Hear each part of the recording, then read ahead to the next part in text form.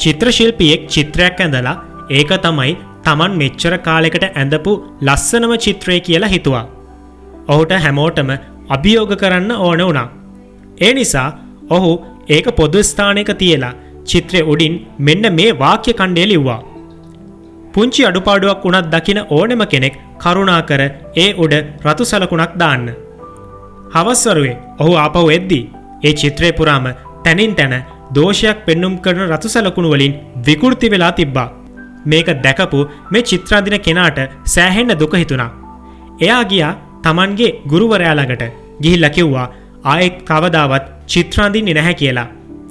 මේක අහපු ගුරුවරයා ඔහුට ඒක උපදෙසක් දුන්නා. ඔයා ඒ චිත්‍රයේම ආයෙ පාරක් අඳින්න. ඒකල්ලා ඒ තැනම තියන්න. හැබැයි වාක්‍ය වෙනස් කරන්න. ඉතින් මේ පුද්ගලයා ගුරුවරයා කියපු විදිහටම ආපහු චිත්‍රය ඇඳලා වර්ණ සහ බ්‍රෂ් එකක් සමගින්ම Tamanට ගුරුවරයා කියපු වාක්‍ය ඛණ්ඩය ඒකේ ලිව්වා.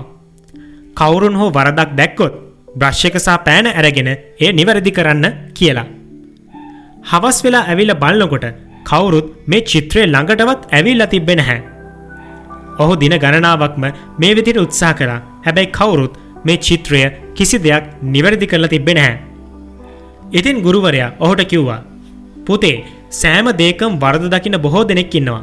නමුත් එය නිවැරදි කරන ප්‍රතිසංස්කරණවාදීන් හරිම දුර්ලභයි කියලා. ඉතින් අපේ ලෝකේ මිනිස්සුන්ගේ හැටි මෙහෙමයි. අපේ වැරදි දකිනවා විතරයි. කවුරුත් විසඳුම් ඉදිරිපත් කරන්නේ නැහැ. ඒ නිසා මේ තියරිය දැනගෙන අපි අනිවාර්යෙන්ම මේ සමාජයේ ජීවත් වෙන්න සිද්ධ වෙනවා.